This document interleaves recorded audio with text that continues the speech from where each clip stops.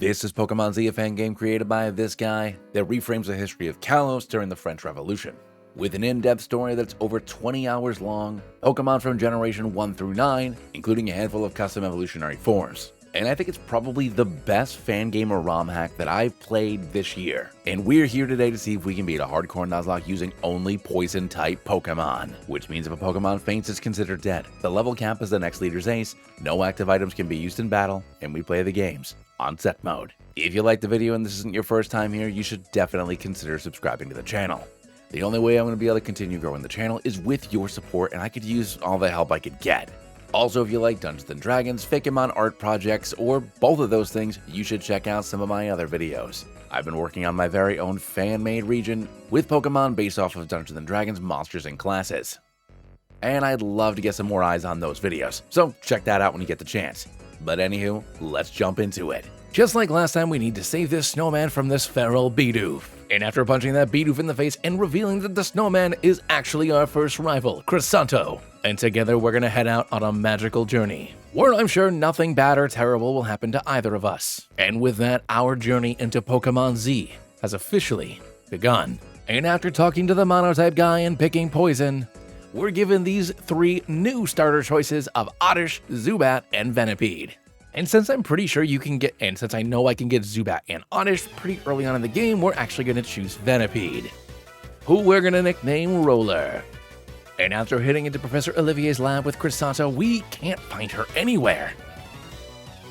And then out of nowhere, the Team Rocket starter Pokemon from Pokemon Infinite Fusion gets up and leaves. And now enter Professor Olivier, who seems incredibly unconcerned about the fact that she created life. He's more concerned about Cressanto choosing his starter Pokemon and us having our first battle, because Pokemon. And after a lot of debating back and forth, he decides to choose Fennekin as his starter Pokemon, which I probably should have considered when choosing my bug. And that means it's time for us to take on Cressanto in our first ever rival battle. Cressanto starts off by sending in Fennekin, and we're going to send in Roller. I'm not going to risk it, so I'm just going to go for a rollout right away on the first turn, doing about a third as an Ember comes in, knocking me down wicked low. And going for another rollout, we're going to get it down really deep into the red, and ultimately we're going to go down. But fortunately, technically the Nuzlocke hasn't begun since we don't have Pokeballs, so we'll take this L this time, Cressanto. Professor Olivier then lets us know that in the neighboring town we are waiting for our third and final apprentice. But because she's running late, we might as well head there ourselves and go pick her up. So now it's time for us to head off into Vinyl Town. Look at those Pokemon go! They are giving it all with stomping on those grapes. It is a pleasure to watch. I wonder if they could stomp on me sometime. Oh! Over in Vinyl Town, we can grab our first encounter in Ekans, who we're gonna nickname Sneak. Let it be known, according to the latest Royal Edict, Bug-type Pokemon continue to be the most valued by ladies and gentlemen of high reputation. And after making our way over to Vinyl Town, we are introduced to this absolutely miraculous mustache and his daughter Amelia, who apparently is Professor Olivier's third and final apprentice. Mustache Malo apologizes for Amelia being late, and explains that they would have made it there in due time. But I'm pretty sure that Professor Olivier just wanted to sink her teeth into that glorious mane and mustache. Anywho, Amelia introduces herself and chooses Chespin as her starter Pokemon because it's the only one left. Professor Olivier then explains to us exactly how the Pokemon League works here in ancient Kalos. We've all been signed up for something called the Pokétour, where we need to face off against the 12 regents of Kalos. And if we manage to defeat them all, the king will grant us one wish. And with that, Professor Olivier tells us to head over to Grisaille City so we can take on our first regent. And after searching Mustache Malo's basement, we're gonna grab ourselves a Ghastly, who we're gonna nickname Specky. After meeting back up with our friends over on Route 2, we can see that Amelia has one heck of an arm. And after wasting approximately $2,000 in Pokeballs, she decides maybe she'll just sing to this Flabébé instead. And that's when her and her sparkle fingers reveal a mysterious secret. She has the power of cute charm. And with that, she's tamed her first Pokemon, which honestly is absolutely ridiculous. And this is when Amelia challenges us to our first rival battle. She starts off by sending in that Flabébé, and we're gonna send in Roller. Going for a Poison Sting on the first turn, we do about 50% as it fires off a Fairy Wind, doing barely anything to us.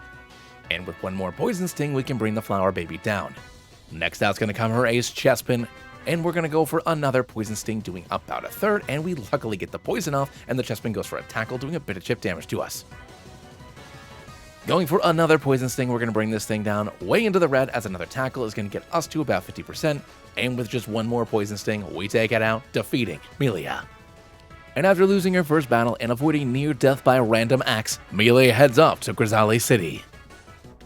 Sorry about the axe. It was an unfortunate accident.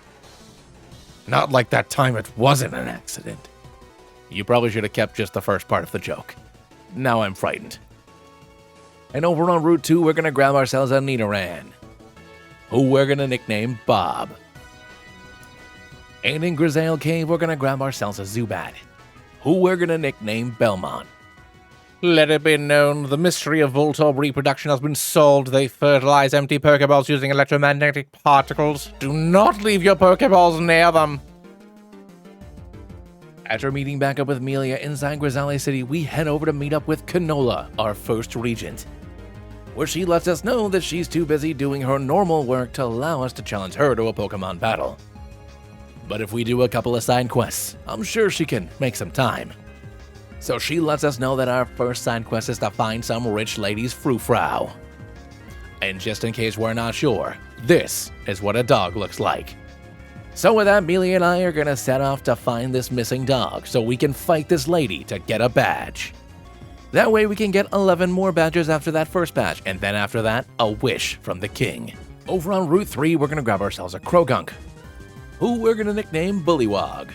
And after making our way across Route 3, we find these two plague doctors who are very clearly probably not good dudes, also following the dog footprints. And now enter Melia, who immediately accuses these two of being Pokemon thieves. And they ask us if we've ever heard of the illustrious Team Azoth. To which, no, we haven't. And for this injustice, they are gonna challenge us to a Pokemon battle. And after beating up the two ruffians and having them walk off, Melia sees a mysterious-looking man with an Absol. And if that's not a good omen, then I don't know what is. And after making our way over to the abandoned acrylic town, Melia and I find the frou-frou in question. But it appears to have some sort of weird sparkle powers. And after it knocks us both down, Melia realizes there's something wrong with this frou-frou. So she tries to use her sparkle seduction fingers on it. But the frou-frou says no! And then attacks us, starting a Pokemon battle. And after beating up this dog, it slowly backs away, as it continues to glow with this mysterious light.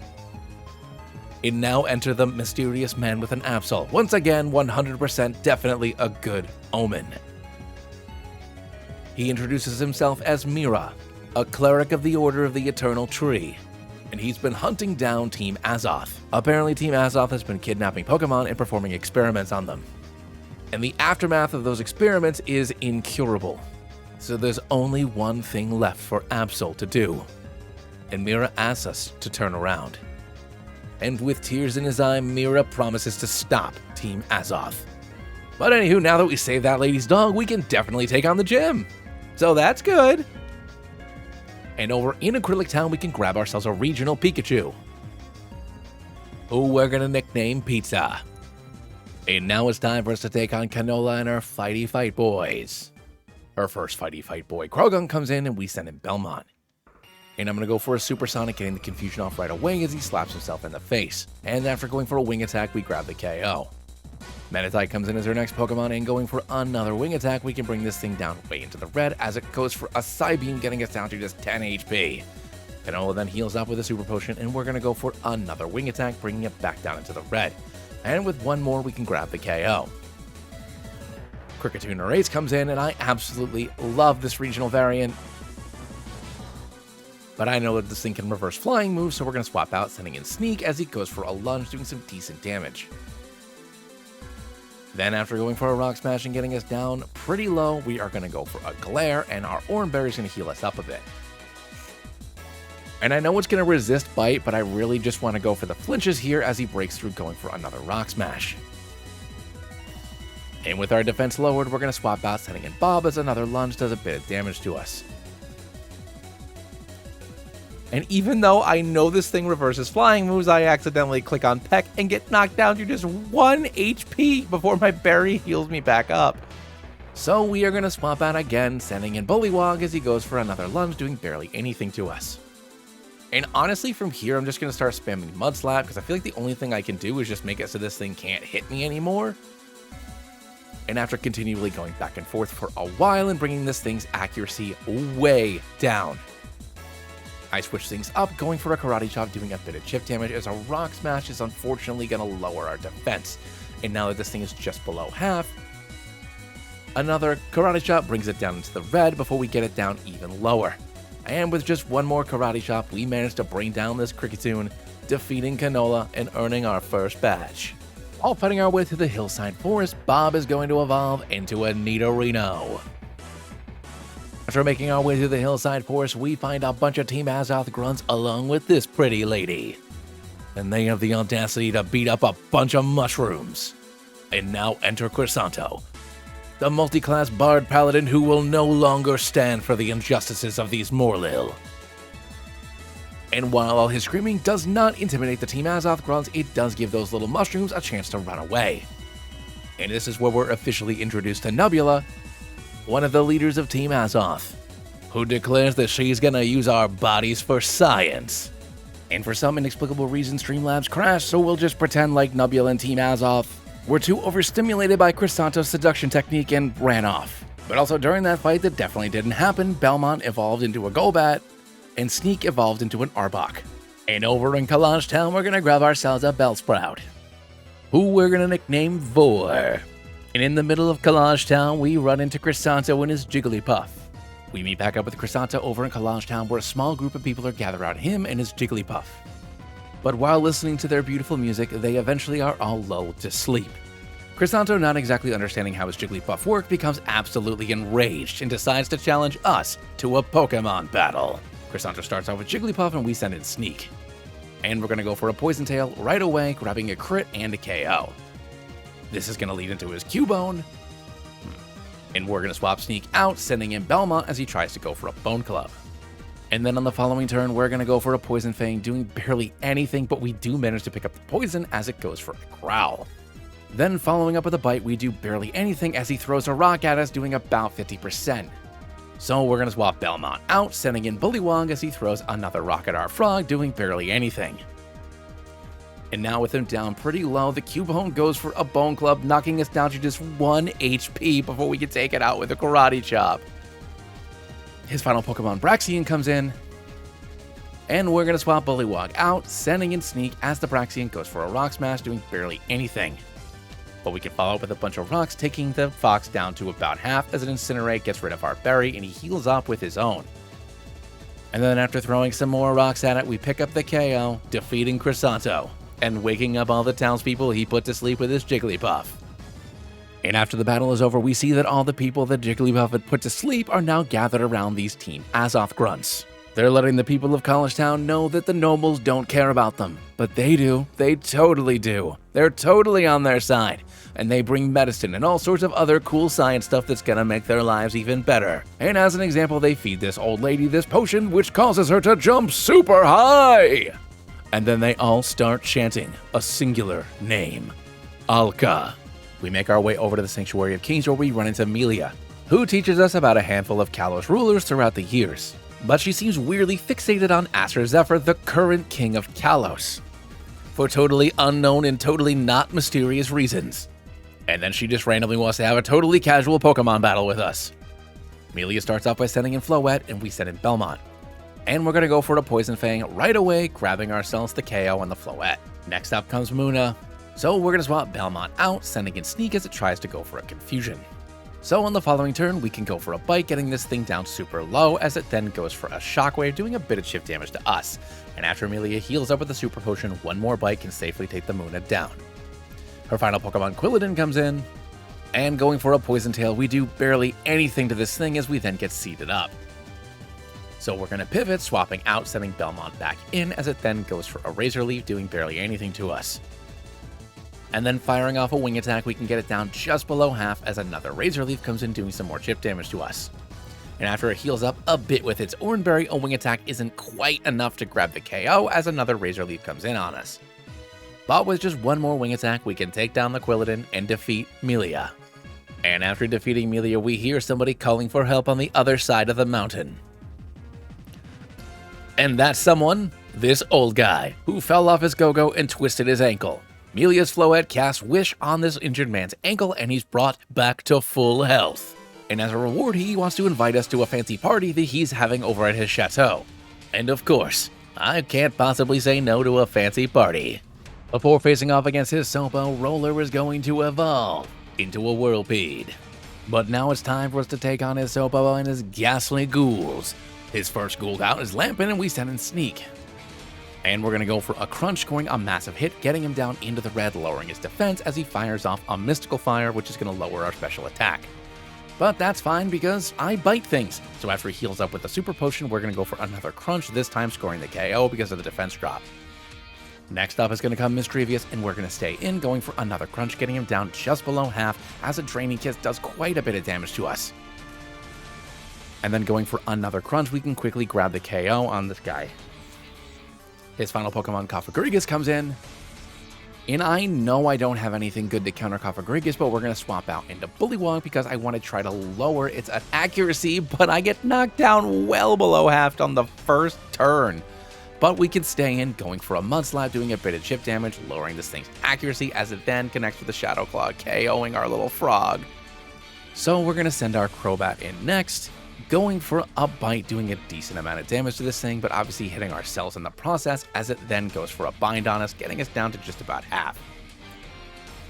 I'm then going to go for a Confuse Ray because I think my only hope here is to have this thing punch itself in the face, and lucky for me, it does.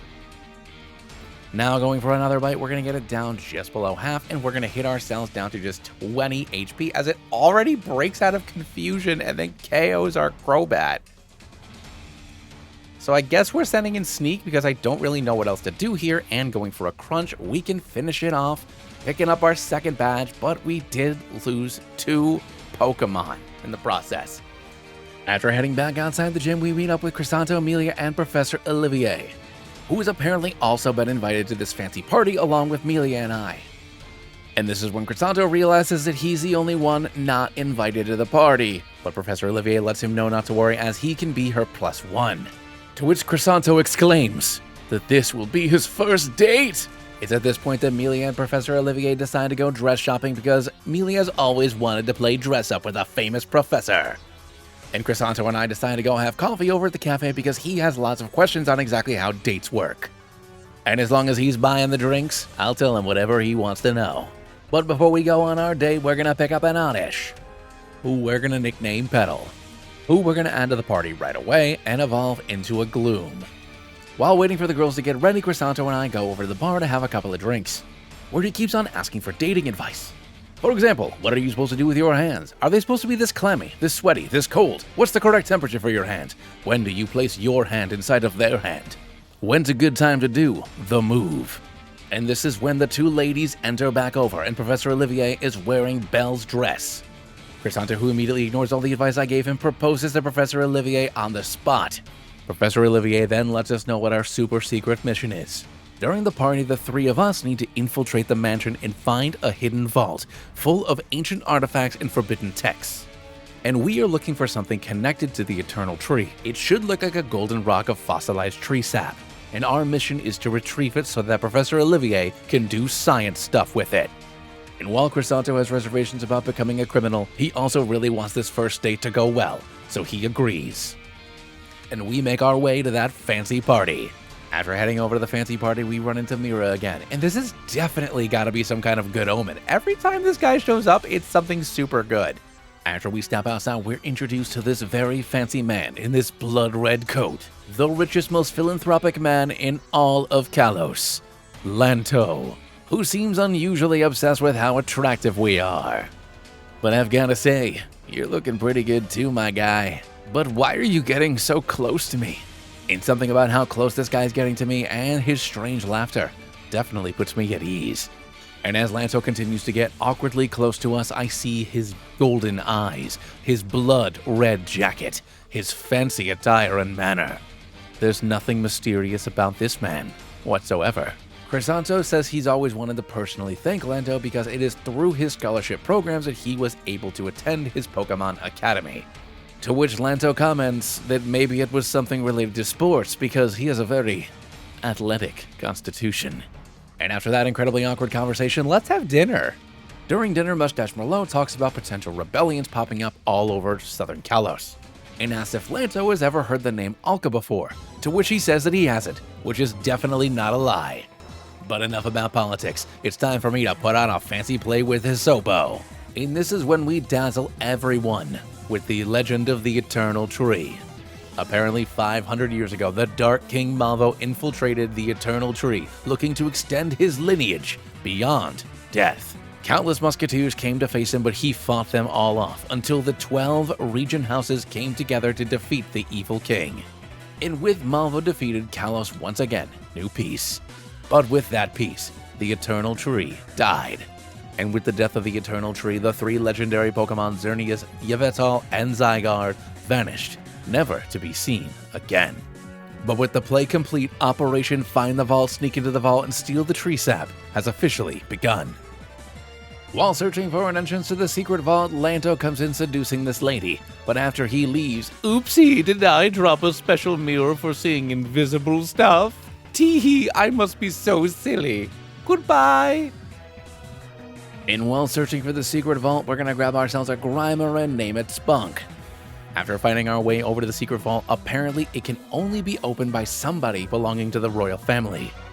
And this is when we find out Melia's super duper secret. That she is actually the daughter of King Aster, not Mustache Merlot.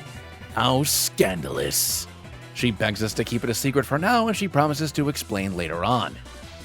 So let's get in there and do what we came to do, steal stuff. And after we manage to find the super secret tree sap of the Eternal Tree, Crisanto comments on all the forbidden books here.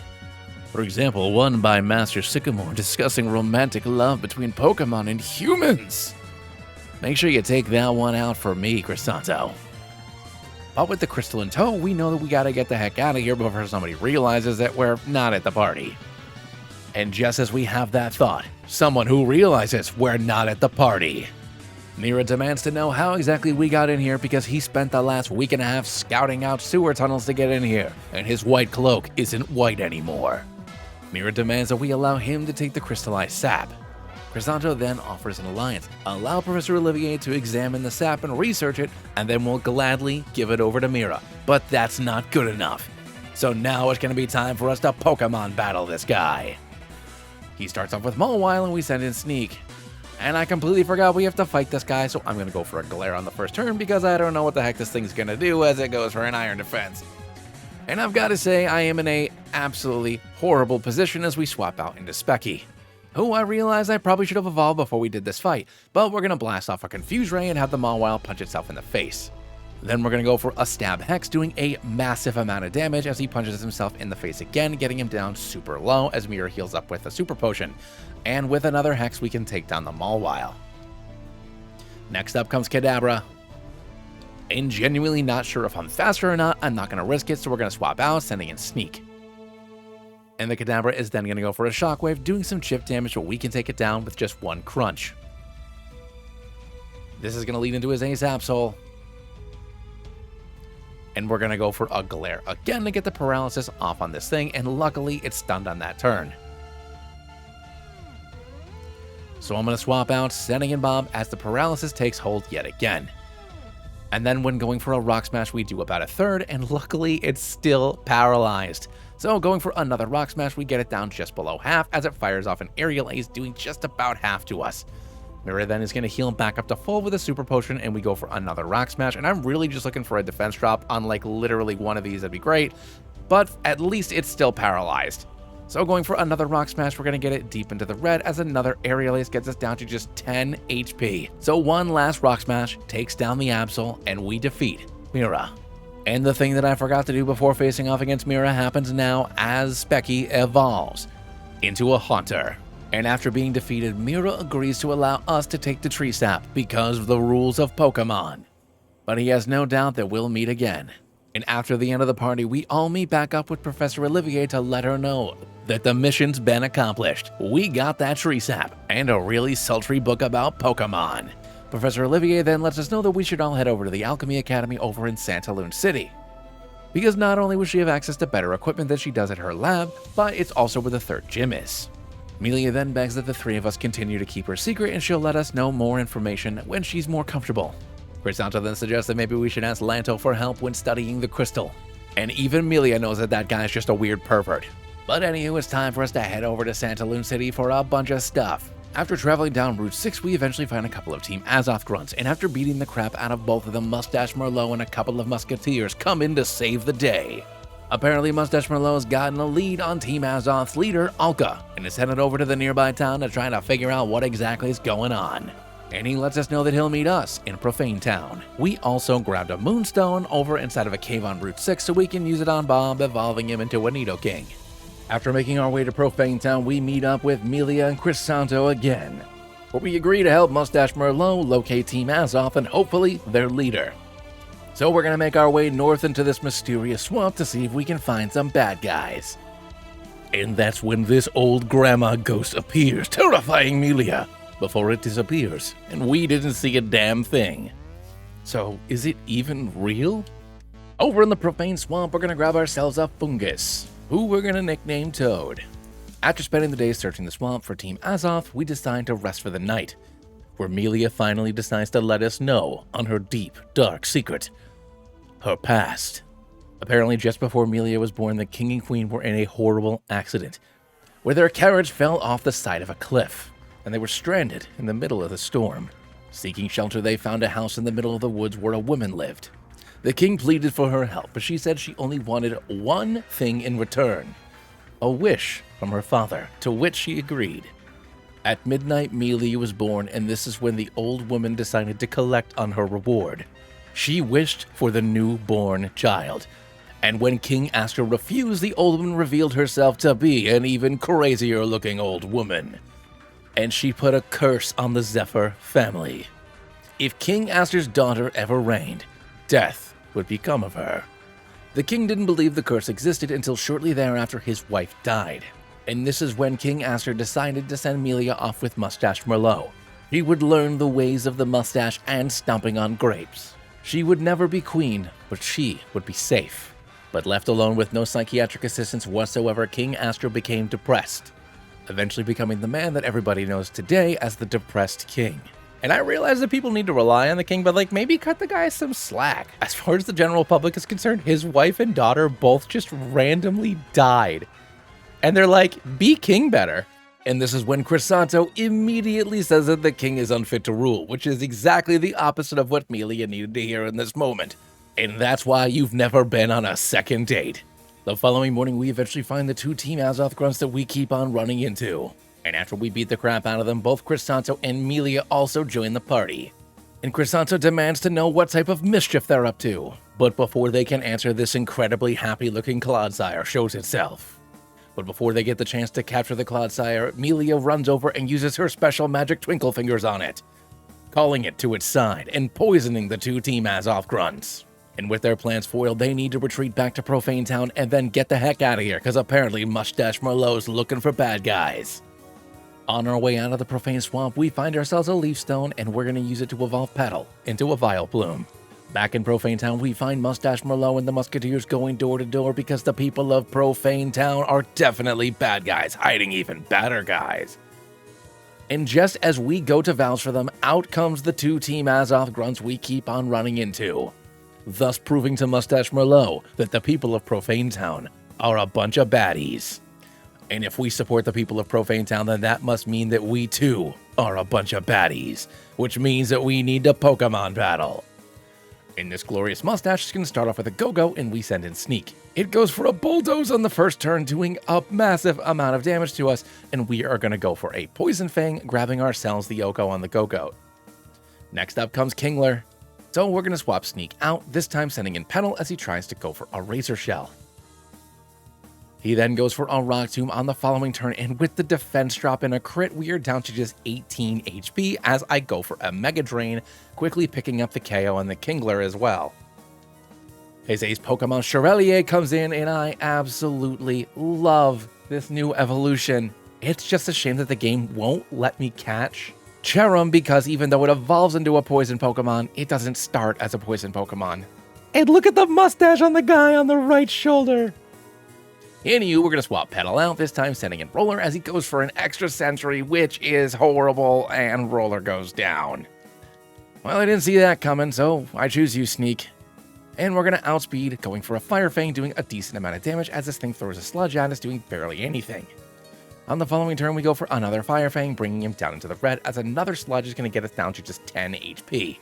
Captain Merlot then uses a Super Potion, so we're going to go for another Fire Fang, getting him down pretty low, where one more is just enough to take it down. And we defeat Captain Merlot, but at the cost of our starter. And even though we won the Pokemon battle, thus proving that we're right, Mustache Merlot still says he needs to arrest us. That is until his not daughter enters onto the scene and explains exactly what's going on, where Captain Merlot apologizes for the mistake. In the middle of our conversation, a musketeer lets Mustache Merlot know that there's a carriage about to enter the town, and that the people are starting to get a little restless. And it's at this point that they all start chanting a name. Alka. She's here to free us. And out of this mystery carriage comes a woman, not quite understanding exactly how shirts work. Her hair billowing in the wind as if a Rotom air were nearby, blowing it ever so lovingly, barely keeping on that non-existent shirt. And as the musketeers attempt to arrest her, her Grimmsnarl dispatches their Gallades as quickly as they came from their Pokeballs. And Alka picks up Mustache Merlot and yeets his ass over that building, to which Melia runs off to save her not father. And the bolt in Chrysanto's tunic is unmistakable. And just as quickly as she had arrived, Alka leaves. But I guess it's time for us to head over to Santaloon City so we can get our next badge. Over on Route 7 North, we're going to grab ourselves a Venonat, who we're going to nickname Baxter. And on our way to Santaloon City, we're going to grab a Thunderstone and evolve our pizza into a Raichu. Over on Route 7 South, we find Mira and his Absol about to literally murder those Team Azoth grunts we keep on running into before they get away. And this is when Mira asks us a very strange question, especially considering we made Chrysanto steal that book about Pokemon love. Do we love our Pokemon unconditionally? And of course we do. He then lets us know that we'll meet again before slipping a Destiny Knot into our pocket, winking, and going off. After making our way over to the Santaloon City Alchemy Academy, Professor Olivier finds out that her mentor has recently passed away. Apparently there was some sort of catastrophic incident over at his lab. But what's even more depressing for specifically me is that he's also the third regent, and how am I supposed to get my badge? And this is when Lanto enters from stage right, letting us know that he's here to lend any emotional or physical support we may need in these trying times. Lanto then lets us know that Wolfram is the new acting administrator for the Alchemy Academy, and that if we want some information on our third badge and perhaps what happened with Sapine, we should go talk to him in his office. But for now, Lanto shall retire to his manor. We then enter the acting administrator of the Alchemy Academy's office, where we meet Wolfram and his Galvantula. He lets us know that there was some sort of explosion over in Sapine's lab, which led to his untimely demise. And if we head over to his lab over on Storm Hill and can get his research notes to bring back to the Academy, Wolfram would be more than happy to give us our third badge in exchange. And if that doesn't seem like a good deal, I don't know what else does. After getting to the center of Sapine's lab, we find this mysterious robed gentleman. And when we ask them what they're doing, they turn around to reveal that they're a robot. And that he not only means no harm, but he's just putting some of his father's documents in order. The robot man lets us know that his name is F3. And after the fire at the lab, he was left all alone. But he continued his father's work. He was originally built and developed to help with menial tasks. But Sapine kept on improving its mechanical brain until you see the masterpiece you see today. This full-on Warforged man. We then let F3 know that we're here to bring Professor Sapine's research back over to the Alchemy Academy, so that way we can get our third badge from Wolfram. And F3, who's just excited to be able to leave the lab, says that he'll take it there himself. So he's gonna go on ahead and we'll meet him back over at the Alchemy Academy. And in Sapine's lab, we're gonna grab ourselves a Coughing, who we're gonna nickname Porkins. And on our way back over to the Alchemy Academy, Spunk is going to evolve into a Muck. And after returning to the office of the acting administrator of the Alchemy Academy, we find that F3's been tied up and Wolfram's talking to a Team Azoth grunt. Because of course, he's also a bad guy. But F3, not understanding that he's been taken hostage, greets us warmly. So I guess it's gonna be time for us to battle against this guy. Wolfram starts off with Ariados and we're sending in Spunk. I spend the first 3 turns going for a couple of minimizes to max out my evasion since I know that Wolfram's team hits like a truck and I don't have a lot of resistances against it. So once we stack up all the evasion, we're going to start throwing rocks at all of his bugs, first taking down Ariados. Next up is going to come Miraconade and we're going to throw some more rocks at it, doing about a third as it tries to go for a crunch. Then going for another Rock Tomb, we're going to get it way down into the red as it tries to go for a Bug Bite this time, but some more rocks and bye-bye. Galvantula comes in as his final Pokemon, and we're going to continue just throwing rocks at this thing as it manages to not hit us with a Giga Drain. And then after actually managing to connect with a Signal Beam, we get this thing down way into the red, and after just one more Rock Tomb, we take down the Galvantula, defeating Wolfram. And with Wolfram defeated in corner, Professor Olivier enters onto the scene as well, and this is when F3 remembers that he's a robot and easily breaks out of the web. And just before we can make a citizen's arrest, he declares, "Smoke Bomb," and disappears.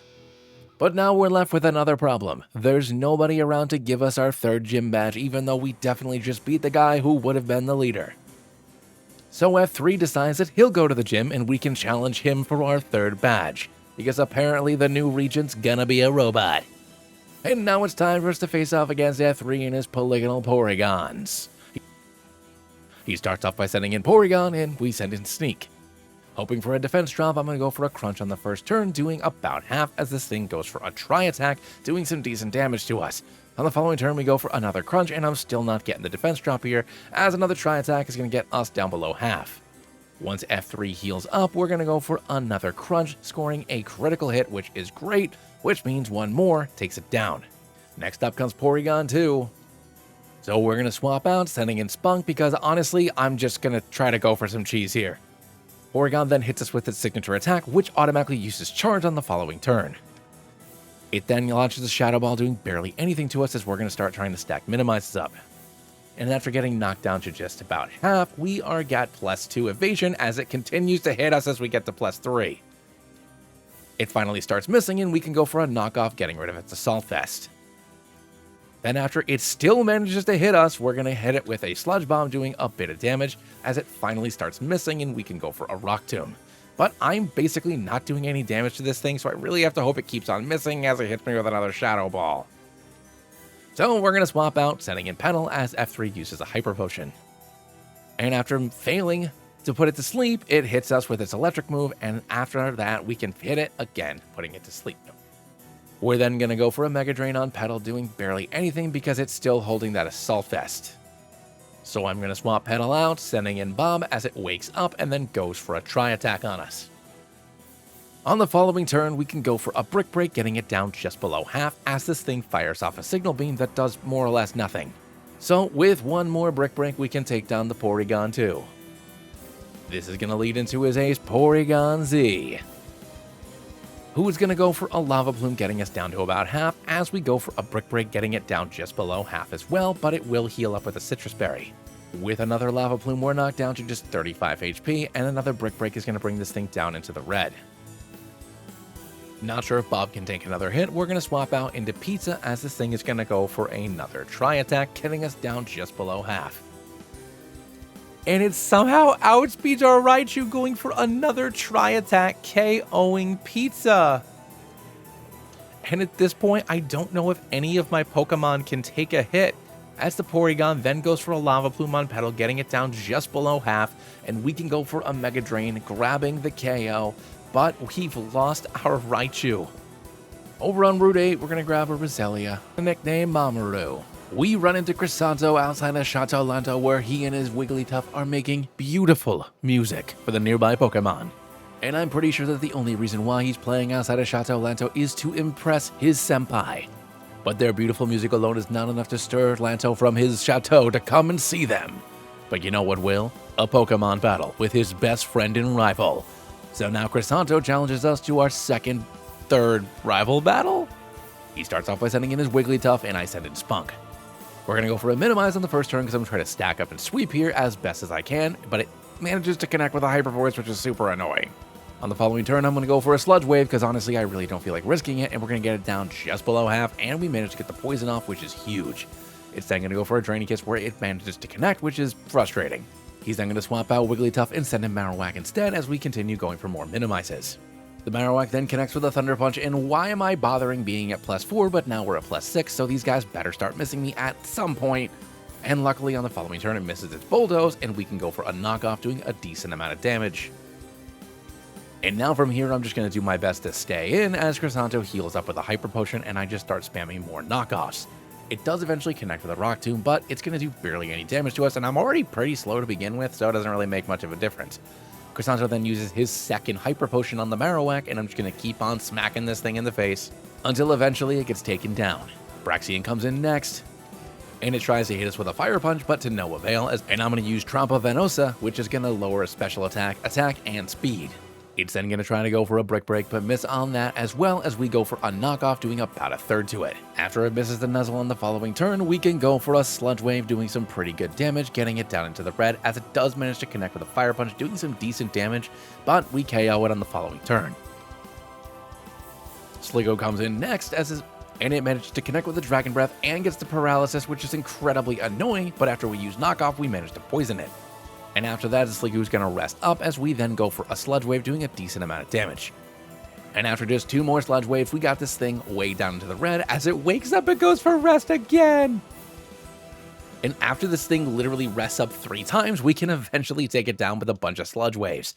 This is going to lead back into Wigglytuff as his last Pokemon, and after we're paralyzed for a couple of turns, we manage to take it out when we finally connect with a Sludge Wave, defeating Cressanto.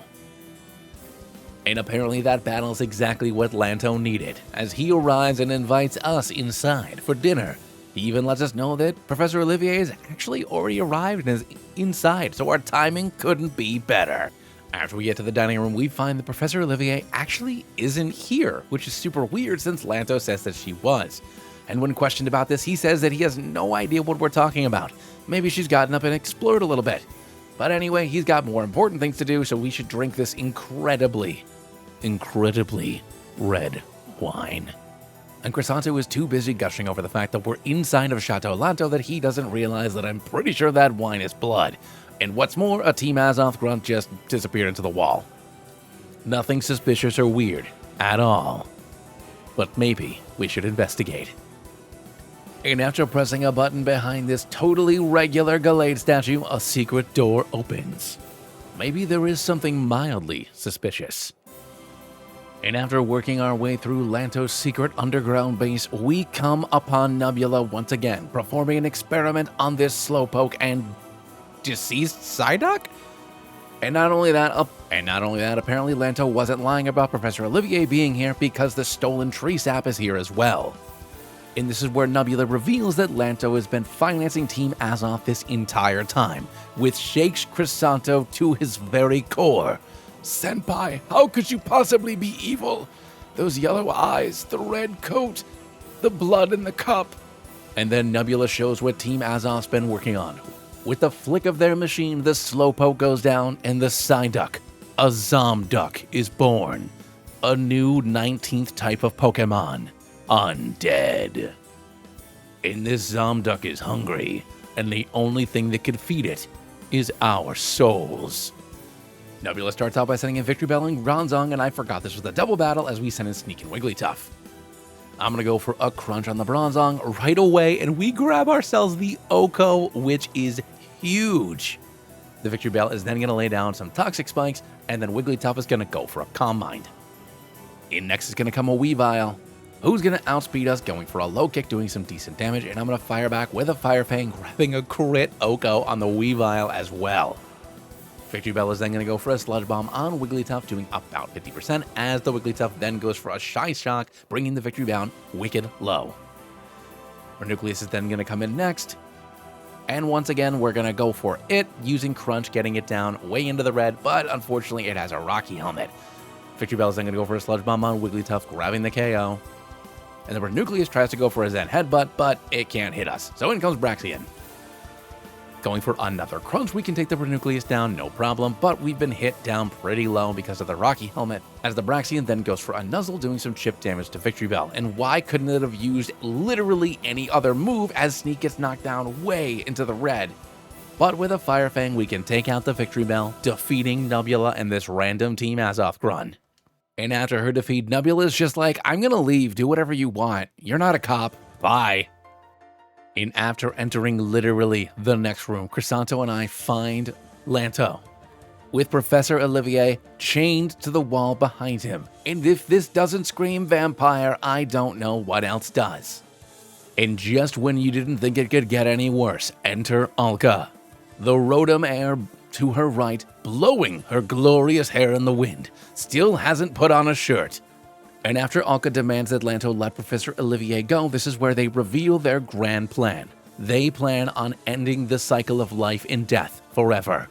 No more birth, no more death. Everybody who's alive right now is 100% the best it'll ever be. And it's always gonna be us, baby.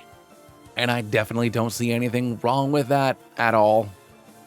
So basically what it sounds like is they want to turn everybody into vampires that can't reproduce. So you just have everybody be exactly the way they are forever and ever and ever. So their plan is that they want to make everybody vampires. And while that's super sexy, that's super wrong. But before they'll let us leave, Lanto says he wants to play with his food a little bit, and he challenges us to a Pokemon battle. Lanto starts off by setting in a Frostlass, and we send in Spunk. He's going to set up a layer of spikes on the first turn, and I'm immediately going to go for a knockoff because I know this thing is holding an Aka Berry, so we're going to get it down super low. From here, Lanto's going to use a Hyper Potion, and I'm going to start going for minimizes because honestly, if I want to beat this game, we're going to have to use a little bit of cheese, ladies and gentlemen. And after we get up to +3 and there's now 3 layers of spikes sitting on the ground, I'm going to smack this thing in the face again. Getting it down super low and getting the poison off, which is great. Lanto then uses another Hyper Potion, healing back up, and I'm going to lower all this thing's stats a bit. Then after trying to hit us with a Shadow Ball, we go for another knockoff, bringing it down wicked low. And I'm afraid of a Destiny Bond here, so I'm going to go ahead lowering its stats some more, so that way the poison takes it out and not me. His big old kitty cat is going to come in next and is going to go for a Body Slam, actually managing to connect, scoring a massive hit and paralyzing us. Are you kidding me? It then manages to connect with a Night Slash, and we can go for a knockoff, doing a decent amount of damage to it. Fortunately, it misses a Play Rough on the following turn, but unfortunately, we're paralyzed. But before I swap out, I want to lower this thing's attack and special attack and speed, so we're going to go ahead doing that. It tries to use a Play Rough on the following turn, and I misclick using Minimize again, even though that's not how that works, and we're super paralyzed. It eventually does connect with the Play Rough, but it does effectively nothing as we eventually bring the Purugly down. Then once this Guard of War comes in, it misses a Side Shock, and we're going to throw a bunch of poison at it, and we manage to get the poison off, which is great. He then swaps out, setting in Lilligant as we go for another Sludge Wave, scoring a massive critical hit, getting it down super low, and I absolutely love this Lilligant, but one more takes it down. Gardevoir comes back in as his final Pokemon, going for a Calm Mind, and we're going to get paralyzed, so we can't do anything. And after it misses an Energy Ball, we connect with another Sludge Wave, bringing it down super low, so the poison takes it out, and we defeat the vampire known as Lanto. And with his defeat, he takes it with the utmost humility. So I guess it's time for us to leave. After regrouping in the front yard, Professor Olivier can't believe that we've fallen into Team Azoth's trap. Everything we thought we were gaining for ourselves, they've taken and turned into theirs. And this is when Crisanto tells his horrible backstory, just like Melia. Am I the only one that doesn't have a horrible backstory? Did I have a horrible backstory? Huh, I don't know. But this is when Crisanto lets us know that he spent most of his life taking care of his very sick mother. And it was because of the scholarship programs that Lanto had that he was able to not only find a cure for his mother, but also attend the Pokemon Academy. The only reason why he's here today, and is the trainer he is today, is because of Lanto. So he can't handle a world in which Lanto's the bad guy. And that really stinks, dude. I'm sorry. Professor Olivier then lets us know that our next step should be to meet up with Mira. So I guess we're heading to Still Life Town next. We meet up with Crisanto over in Still Life Town, where a shirtless Mira has Crisanto absolutely mesmerized. Those rippling abs, those perfect pectorals. He can't even stand to look at him. But after Crisanto gathers himself, he lets Mira know that we're in on this alliance. We need to take down Team Azoth together. Mira then asks if we'll accompany him to the Prosperity Sanctuary, located to the west of town, where he'll reveal more. And after meeting up with Mira inside of this mysterious druidic tomb, we find a mural on the wall depicting Xerneas, Yveltal, and Zygarde. But we also see a fourth mystery Pokemon. And according to this inscription, it's named Aerodusk, the Eternity Pokemon. And once we speak its name, all these druid zombies wake up. They must be related to the Golduck we saw earlier in Lanto Chateau. And while I'm not sure about this 19th undead type, I am sure we gotta get the heck out of here. And with the reveal of a fourth legendary Pokemon named Aerodusk, Mira agrees to join our little alliance against Team Azoth, because he was already basically doing that anyways. But before we can solidify our alliance, we need to battle one more time, because it's a Pokemon game. So once again, it's time for us to take on Mira. He starts off by sending in Mawile, and we're sending in Bob. On the first turn, we're going to go for an Incinerate, doing just about half as the Mawile, then he goes for a Crunch, doing some chip damage to us. And on the following turn, we're going to go for another Incinerate, bringing him way down to the red, as another Crunch does a bit more chip damage to us again. Mira is then going to use a Hyper Potion, so I'm going to start fast forwarding and spamming more Incinerates, hoping I can take this thing down before he swaps out into Melodic. So assuming a Water move, we're going to swap out, sending in Petal as he goes for a Brine, doing basically nothing to us. He's going to go for another Brine, getting us down about 25%, and we're going to go for a Mega Drain, and we're going to heal basically back up to full. After that, he's going to go for an Icy Wind, doing about a quarter to us, lowering our speed, but guess what? I'm a Vileplume. I'm already super slow, and you're super Dawn. Now, Wild comes back in, so we're swapping out, sending Bob back in as he goes for a Fire Punch. And going for another Incinerate, we can bring him down way into the red as he keeps on going for Fire Punches, getting us down to about half. And after that, Mira's going to heal up again, so we're going to go back to fast forwarding and just spamming more Incinerates. And after we hit him with 3, unfortunately we get burnt, but we do take down the Mawile. Kadabra comes up next. So assuming a Psychic move, we're going to swap out, sending in Sneak as we call it as he goes for a Psychic. After that, he's going to slap us with a Shadow Ball, doing barely anything, and we can go for a Crunch, quickly grabbing ourselves the KO. His final Pokemon, Absol, is going to come in. And the first thing I'm going to do is go for a Glare, because honestly, I'm kind of afraid of this thing as it goes for a Night Slash, doing a crazy amount of damage to us.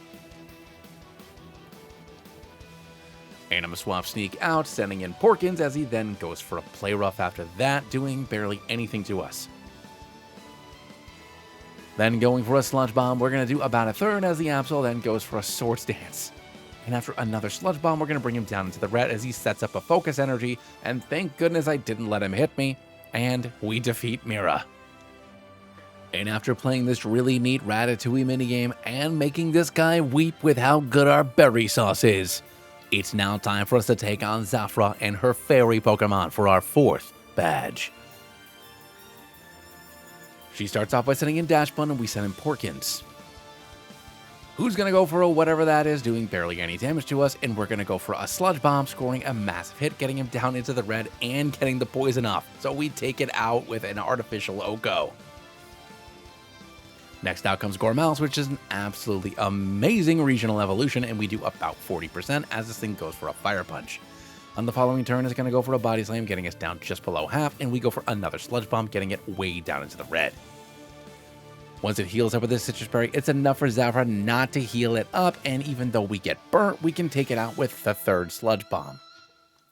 Vanillix comes in next, and we're going to swap out, sending in Sneak as the Vanillix goes for an Aurora Beam. So we're going to fire back with a Poison Fang, scoring a massive hit and grabbing the Oko. Alcremie comes in as her final Pokemon, and we are going to outspeed, going for another Poison Fang, getting the KO and defeating Zafra. Over on Route 9, we're going to grab ourselves a Skrelp, who we're going to nickname Hunter. And after capturing, it's going to evolve immediately into a Dragalge.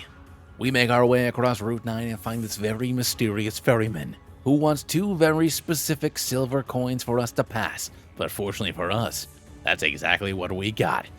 But now enter Melia, the freeloader, without any silver coins. In fact, where have you been this entire time? You didn't even know that we got held hostage at Lantos Chateau. But you don't care about any of that. All you care about is hitching a ride and battling us. Melia starts off with Floette, and we're gonna send in Hunter. It's gonna go for an Aqua Friga right away, and we're gonna go for a Sludge Bomb, hoping to grab ourselves the KO, and we don't quite do it, as Melia then heals up with a Hyper Potion on the following turn. So we're gonna go for a Sludge Bomb yet again, getting it down into the red once more, which is gonna prompt her to, once again, do what she do, and we're gonna get her down into the red, and this time get the poison off. And after she swaps out, she sends in Mershana, and we do about 50%. So we're gonna swap out, sending in Sneak instead, assuming a Psychic move as it tries to use a Psyshock. So on the following turn, we can go for a Crunch and grab the KO.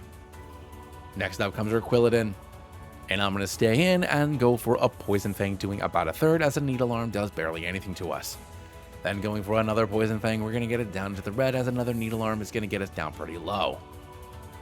Once he heals up with the Citrus Berry, I don't really feel like dealing with this, so we're going to swap out into Hunter so we can quad resist the Needle Arm. And then after it outspeeds us, going for another one, even getting a crit no less, we can go for a Sludge Bomb and finish off the Quilladin. This is going to lead into her Eevee, who's going to go for a takedown right away, doing a lot of damage to us, and I'm going to go for a Psychic. So we're going to swap Hunter out, sending in Bob as the Eevee goes for another takedown, doing a good amount of damage to us. And honestly, at this point, I'm kind of just like waiting for the Eevee to take itself out, so we're going to swap out again into Petal. And after getting bit and tanking a takedown, barely, we're going to go for a Mega Drain, finishing off the Eevee. This will lead back into her Floette, her final Pokemon, who we can outspeed, going for another Mega Drain and taking it out, defeating Melia. And I guess we'll give you a ride on our boat. And then now enter the second freeloader, who also wants a free ride on our boat. Oh, never mind, apparently he did horrible things to get those 2 silver coins. What did you subject yourself to, Crisanto? All I had to do was make friends with a shirtless cleric and then beat a gym leader. And while we make our way across the great expanse that is this very small river, Crisanto lets Melia in on what we've been working on this entire time. And she totally called Lanto being a vampire. The boatman then interjects, letting us know that he's going to drop us off by Amberette Town, which is where the king's going to be, because he assumes that's where we're heading. And this is when Melia starts to get a little bit of anxiety about seeing her daddy, who she hasn't seen in a long, long time. And at the sheer thought of her daddy, the wild old woman appears, and Melia sees no other choice but to jump into the sea. So we jump in after her and save her, because that's ridiculous, Melia. You can't keep on running away from your problems. Let's go see your daddy. We head over to Leviathan Fort with Melia so she can meet up with her 2 dads, who are both super surprised to see Melia here. And after King Aster introduces himself properly to us, Melia introduces us as her boyfriend? Are you really trying to impress your daddy that bad? I'm not exactly sure when I signed on for this job, but I'm more than willing to be the crown prince of all of Kalos. Melia then tries to warn her father about the potential revolution that's coming to their doorstep, as well as the threat of Team Azoth. But Mustache Merlot assures the king that there's absolutely nothing to worry about. Until there is something to worry about. And apparently the revolution has officially begun. Good going, Mustache Merlot. Aster then lets Melia know that they need to get out of here as quickly as possible, but don't blame the people for being upset. He is, after all, kind of a crappy king. The mustache then decides to take Melia to safety, and it's going to be up to us to escort the king. After we've nearly gotten the king to safety, he decides he needs to take a little break and take a little nap. So he tells us about his dearly departed wife, and how great of a Pokemon trainer she was, and how crappy of a Pokemon trainer he is. And he always called her his little Floette. The king then asks if we've ever been in love, and since I'm role-playing his future son-in-law, I say yes. And after escorting King Aster into the mines below, we run into the worst thing ever, a dead end. And the revolution finally catches up with us. King Aster says that he'll give himself in if it means us being spared, because after all, we are his daughter's fiancé. And even though that's not true, I'm not saying a damn word. Now enter Alka with a really cool superhero landing, the Rotomare billowing her glorious purple hair in the wind. Aster and Alka exchange pleasantries, and they actually seem to get along quite well. But things have gone too far. The noble class must be dealt with, and the people will rise up. And now Alka plans to show us just a taste of her true power. And with a bright light, she brings these 2 fossil Pokémon to life. And after summoning 2 extinct Pokémon with the power of her fists, Alka has us absolutely overwhelmed and cornered.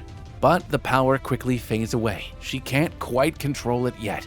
And now Mustache Merlot enters with a Go-Go with the ability to smash rocks, something most Pokemon have the ability to do.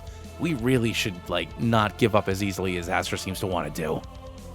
And with the strike of his mighty Go-Go, we can finally make our escape. And with King Aster successfully saved this time, he asks if the revolution is widespread or if it's only in Amberette Town, to which Mustache Merlot lets him know that it appears to be everywhere. The revolution that he said didn't exist 5 minutes ago is literally everywhere. Merlot lets him know that he needs to show strength, that he needs to build his Pokemon team back up because after all, this is the world of Pokemon. But Melia has a different idea. Maybe tell people that she's his daughter. It's not like anything else bad can happen. And King Aster agrees that maybe it's finally time for their family to reunite. But Mustache Merlot, feeling a little left out, decides to take the king back to Lumio City. And we need to get back to more important things, like getting our 5th badge. After getting to Cycler City, we run into Lanto and Alka again, trying to implore people to join the revolution. Lanto's just like you. He's a regular, ordinary guy, nothing weird or vampiric about him at all, and it's also super relatable that he's super rich, and has never had to pay for literally anything. In his response to that, who cares if I have money? I earned it. I'm a really cool and nice guy, and you should probably do everything that I say because I'm cool and nice. And even though my garments are blood red, my blood inside of me is regular, ordinary, non-vampire blood. But even if you don't trust him, you should totally trust Alka. She's super trustworthy and super cool. Just look at her blowing hair. There's not even anything blowing it. And after a rousing speech from Alka, everybody has total buy-in. It's revolution time, baby. And it took long enough, but Specky is finally going to evolve into a Gengar. Upon entering the Bastion to try to earn our 5th badge, we find that the Regent Lord is being raided by pirates, who's demanding that we rescue her. But aren't we supposed to be challenging her? But then after defeating these 2 pirates, a very impressive pirate shows himself. And he's taken everything that this lady's got. Gold, jewels, cool outfits, and of course, the badges. You son of a gun. How am I supposed to earn my 5th badge if you've stolen it? And this is when Loto, the pirate captain, offers us a challenge. If we defeat him, he'll give us that badge. And that's close enough. And now it's time for us to take on Captain Loto and his pirate Pokémon. Loto starts up by sending in Honchkrow and Clawitzer, and we're going to send in Sneak and Bob. We're going to have Bob go for a Thunder Punch on the Honchkrow, scoring a pretty decent hit, getting it below half, as a Thunder Fang can then take the Honchkrow down. After that, a Snipe Shot on Bob is going to do a massive amount of damage, and Oko, our Nidoking. And then Whiscash is going to come in next. So we're going to send in Petal. Sneak's then going to go for a Thunder Fang on Clawitzer, scoring a massive critical hit and getting ourselves the Oko. After that, Whiscash is then going to go for an Earthquake that Sneak can barely tank, and Petal tanks like a champ.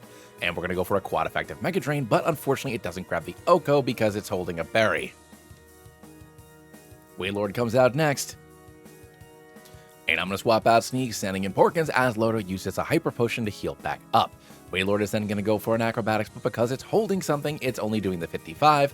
And luckily, Effects 4 puts it to sleep, and we can Oko Whiscash. We're then going to swap Petal out, sending in Spunk. And since Wailord is still asleep, we get a free hit with a Shockwave, getting it down just below half, but it's going to activate a Citrus Berry. And while Wailord is still sleeping, we're going to go for a Shockwave, getting it down way into the red, as Spunk unleashes a Sludge Wave, doing some chip damage to Porkins, taking down Wailord, and we defeat Loto. But unfortunately, we lost Nidoking. And after defeating Loto, we step back outside, and here's Miro waiting for us. He then asks if we want to go hang out at the bar because he wants to let us in on his plans. Anywho, this is where Mira's going to update us on Team Azoth as well as their leaders. As we know, Alka is the leader of Team Azoth, and she's currently leading a revolution. And while Mira believes that revolution is probably the best way forward, she's like being super mean about it. And then there's Leto, who's financing all of Team Azoth's operations. And because of that funding, Team Azoth is working towards their goal of eternal life. Nebula seems to be in charge of all of their alchemical experiments themselves and performs them on Pokémon, which is dastardly and bad. She's also responsible for creating the Decayed State, which is why we had to put down that poor Frou-Frou. And then there's Wolfram. This guy totally sucks. But he had an in at the Alchemy Academy, so that's what Team Azoth is using him for. Thanks to those documents, they've made crazy advancements on their formulas. And then there's finally the Mystery Man, holding a needle. He's probably also not a good guy, but we do know his general shape. And if we can manage to bring down all 5 leaders of Team Azoth, we win. Which I thought was the plan anyways. But before we get that 6th badge, Crisanto adds one more thing.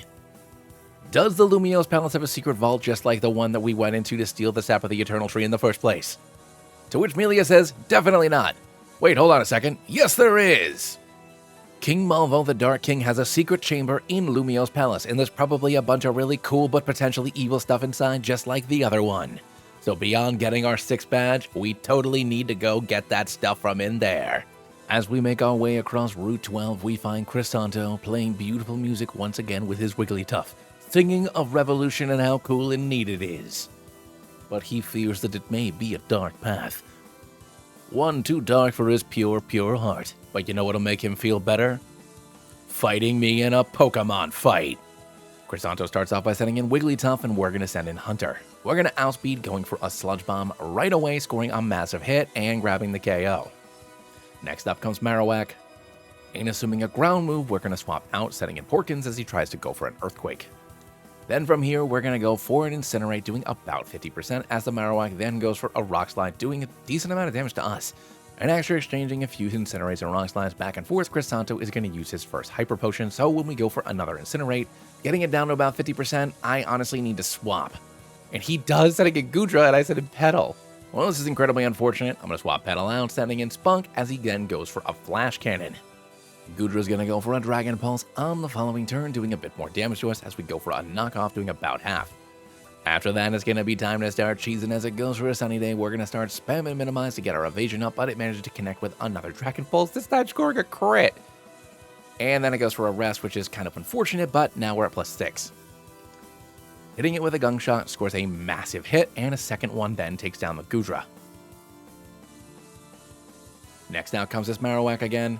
And we're going to go for another knockoff, getting it down into the red as it connects with a Thunder Punch. And when Crisanto uses a Hyper Potion, I'm just going to keep on trying to knock off the non-existent item it has on it, because at this point, I'm afraid to switch. And after it connects with another Thunder Punch, we bring it way down into the red as it then goes for a Gyro Ball, doing massive damage to us, but going down.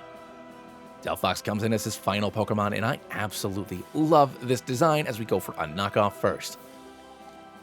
And after it hits us with a Fire Punch, I miss on a Gunk Shot, so we're going to switch things up, going for a Sludge Wave instead, because it's a guaranteed hit, getting it down to about a quarter, and then another one brings it down into the red. And with a Fire Punch getting me down to just 2 HP, one more Sludge Wave takes down the Delphox, and we defeat Crisanto. And after our battle, Professor Olivier and Melia meet up with us. And Crisanto and Melia agree that even though they're on different sides of this conflict, they're still best friends and love each other dearly. After their discussion, Professor Olivier lets us know that we need to make our way through Camphor Town to get to Lumiose City. But the entire place is under lockdown because the Decayed State has started to affect wild Pokemon. So if we want to make our way over to Lumiose City, we need to make our way through Camphor Town, get our 6th badge, and get to Lumiose City on the other side. But it's super dangerous. In Old Camphor Town, we're going to grab ourselves a Garbodor, who I didn't realize is Poison Steel in this game? Who we're going to nickname Campbell. And who the heck is this lady? In the sewers of Old Camphor, we find Belladonna, the regent of Camphor Town. She lets us know that she's been out here gathering samples for the scientists back at the Decrepit House to synthesize a cure for the Decayed State. But little does she know, if you just take your Pokemon to a Pokemon Center, it gets rid of all status conditions. She lets us know that if we manage to push forward, we should meet up with her over at the Decrepit House. And she hopes to see us a little later, but only if we can find her secret passage. And that's not a euphemism, everybody. I just opened the secret passage. And with the secret passage open, we are trying to make our way over to the decrepit house before we're paralyzed by this Drapion and this random man holding a syringe. But hold on a second. This random man, his silhouette, the syringe in his hand. This must be the fifth and final secret boss of Team Azoth. He introduces himself as Genos, and there's no way he's letting us get by him. So we better get ready to defend ourselves against him and his poisonous team of poison boys. But guess what, buddy? I'm also a poison trainer. So when Drapion comes in, I send in Petal. He's going to go for a nice slash right away, scoring a decent hit on us, but I'm going to fire back with an Earth Power, doing a massive hit to him and grabbing the KO. Next up comes Houndoom. So we're going to swap out Petal and send in Hunter instead, as he goes for a Flamethrower, doing barely anything, but it does burn us. After that, the Houndoom is going to go for a Sludge Bomb, doing even less, and we're going to go for a Scald on this thing, doing about 60%. After that, it's going to go for another Sludge Bomb, doing some more chip damage to us, and another Scald can take down this doggo. Naganadel comes in next. So we're going to swap out, assuming a Dragon move, sending in Porkins as he tries to go for a Dragon Pulse, which is going to do a bit more than I expected. After that, he's going to follow up with a Sludge Bomb for reasons and do a lot more damage than I thought he would, and we're going to unleash our Strange Steam, doing basically nothing. That was not cool. As another Dragon Pulse gets us down to 5 HP. So we're going to swap out, sending in Spunk as it goes for a Signal Beam this time, doing barely anything. And when the Naganadel goes for yet another Dragon Pulse, we're going to go for a knockoff, getting it down into the red. And with the mighty power of another Dragon Pulse, he does actually score a crit, getting us down pretty low, but a knockoff will take down the Naganadel. His final Pokemon, Slowking, comes in, and we're going to go for a super effective knockoff, knocking him down to just below half, knocking off his Black Sludge as he goes for a Psychic, taking down Spunk. I should have expected that. So we're going to send in Sneak, getting the Intimidate off, and we can go for a Crunch, quickly grabbing the KO on Slowking. And with that, we defeat Genos. Apparently, Lanto's here in Camphor Town to press charges against Belladonna and the rest of the alchemists here, because the decrepit state is their intellectual property. Doing research on how to cure it is the exact opposite of doing research on how to make it more better. And he's plans to punish her for her crimes. And with the flick of a wrist, her Scolipede is ready to strike at Lanto, and he summons his big ol' kitty cat. And Lanto demands that his big ol' kitty cat go for a body slam, but this building, it's too old, the cat, too fat, and they fell down a hole. When we get back outside, this dingus is here waiting for us, and he wants revenge for us squashing his bugs last time. Wolfram starts off by sending in his Ariados, and we send in Porkins. It's going to set up a layer of Toxic Spikes, but all my Pokemon are poison, you ding-did. So we go ahead and set off an Incinerate, doing about half as he swaps out, sending in Spidops. We're going to go for another Incinerate on this turn, getting him down just below half as he goes for a Leech Life, doing barely anything to us. And after going for another Incinerate, we can take down the Spidops, no problem. Next out comes our Araquanid. But that's okay because I'm also packing Shockwave. As we do about a third, it goes for a Leech Life on us as well, but the Rocky Helmet does more than what the healing is. And after we go for it, again, he's going to keep on leeching our lives and getting down into the red. This is when Wolfram's going to use his first Hyper Potion, and we go for another Shockwave. And with another one, it's back down to half as it goes for a Crunch, hitting itself again. And after another one, it puts down a Sticky Web and then heals up again. And I'm just going to keep on going for Shockwaves until eventually I get knocked down into the red. So I'm going to swap out, sending in Campbell as I get cut down to below half on the first hit. And our Meteor Mash does next to nothing as I get knocked down pretty low. And after it goes for a Leech Life, doing barely anything to us, one more Meteor Mash is going to get this thing down super low. And Kakimi gets taken out instead of switching out. So I guess here comes Specky because he's my fastest Pokemon anyways. Or I can still outspeed, go for a Dark Pulse, and take out the Araquanid. Ariados comes back in, and we still outspeed and can go for a Stab Shadow Ball, taking this thing down way into the red as it goes for a layer of Toxic Spikes. After that, it's going to go for a super effective Shadow Sneak, doing about 50% damage to us, and we can go for another Shadow Ball, taking out the Ariados. Galvantula comes in as his final Pokemon, and I'm going to swap Specky out, sending in Hunter, as this thing goes for a Discharge, which we can resist. But unfortunately, we're paralyzed. It's then going to go for a Bug Buzz on the following turn, barely doing anything to us, and unfortunately we're paralyzed again as it then goes for a Giga Drain. And I'm still paralyzed. You've got to be kidding me. Finally, we get the Toxic off on this thing.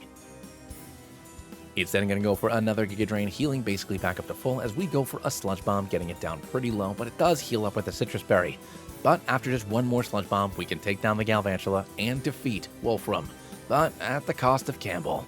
And with that, Wolfram decides it's time for him to retire. Smoke Bomb! And after the Scolipede scores a critical hit on that big old kitty cat, Lanto is defeated by Belladonna. But just when Lanto needs to call it quits, a Naganadel comes in, paralyzing all the humans on the field. And here is Genos, once again. But Mealy is here to stop them all, and by them all, basically just Genos, because Lanto's already defeated. And when Genos asks if he should paralyze her so they can make their escape, Lanto says no.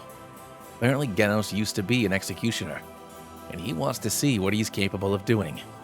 And even though Genos doesn't want to, Lanto is paying him a lot of money. So after summoning 3 Houndooms, which he only had 1 of before, the Houndooms start to literally attack horribly ravaging them. But just when all seems lost, Melia finds herself inside the Soul Stone. And once again we see the crazy old lady with the crazy old hair.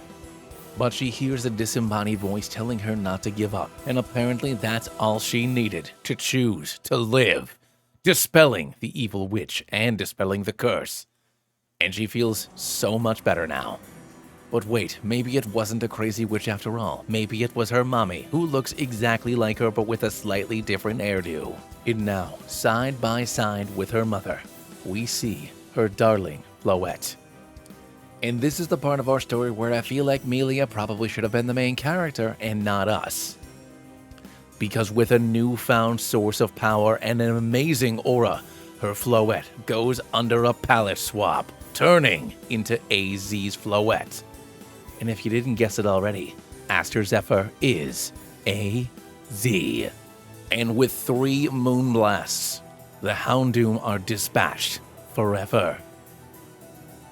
And unless you want to see what happens next, Genos, never mind, Genos is already gone. I mean Lanto, you better get out of here, buddy. And with Team Azoth defeated temporarily, it's time for us to get back to what's important. That 6th badge. I'll meet you at the gym, Belladonna. And because I forgot to get my encounter here, we head back to Cycler City to pick up a Survivor, who we nickname Hydra. And to fill up the last spot in our team, we are going to evolve Baxter into a Venomoth. And it's now time for us to face off against Belladonna and her poison Pokemon. Belladonna starts off with Glamour and we send in Hunter. It's going to go for an Earth Power right away, which I did not realize it had, doing almost 50% to us, and we are going to go for a Scald, getting it down into the red and getting the burn off. From here, Belladonna is going to use her first Hyper Potion, and we're going to go for a Scald again on the following turn, getting it down pretty low.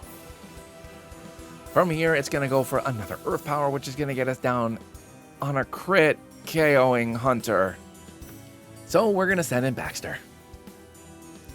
From here, Belladonna's going to use another Hyper Potion, and honestly, I'm just going to try to stack up some Quiver Dances as I go for a +2, and it goes for a Venoshock on me for some reason, and now that we're at +6, a Power Gem doesn't even do half. So once we can fire off a Psybeam, we can take down the Glamora no problem. Romat's up next, and we outspeed with a Psybeam, taking it down as well. And I'm really hoping I can just KO her entire team as her ace comes in and quickly goes down. Tentacruel's out next, and at +6, a Psybeam still doesn't get the KO, but we can tank basically anything at this point. See ya! And once our ace Pokemon Scolipede comes in, and as we go for an Air Slash, we can get it down to his Focus Sash as it connects with a Poison Jab, getting us down pretty low. But with one more Air Slash, we take down the Scolipede and we defeat Belladonna, but at the cost of Hunter. And we're going to add Hydra to the squad and evolve it into its new regional evolution of Serdupla, and I absolutely love this guy. And over on Route 13, we're going to grab ourselves a Swalot, who we're going to nickname Stashman. And now here in the center of Lumio City, the princess is ready to make her return with her fiancé, me! Amelia starts up by sending in her Power-Up Floette, and we send in Sneak. And we're going to outspeed right away, going for a powered Poison Fang, and we can score ourselves the Oko on this Floette. Next now comes her Flareon, And we're going to stay in going for a crunch as we do a pretty good amount of damage and get the defense drop, which is great as it goes for a Will-O-Wisp, which is less great. Melee is then going to go for a Hyper Potion on the following turn, and we still do about 50% because of the defense drop and then take out the Flareon. Next out comes Chestnut. And we're going to swap out Sneak, sending in Petal as he goes for a Needle Arm. On the following turn, he goes for another Needle Arm, doing basically nothing, and we're going to go for an Apple Acid, doing just over 50%, dropping down its special defense. But once he heals up with a Citrus Berry, he's in pretty good shape, as it goes for another Needle Arm on the following turn, and we're going to go for another Apple Acid. And it's enough to grab ourselves the KO. Her final Pokemon, Mershana, comes in. And assuming a Psychic move, we're going to swap out, sending Sneak back in to grab the Intimidate off this incredibly powerful Ball of Dreams.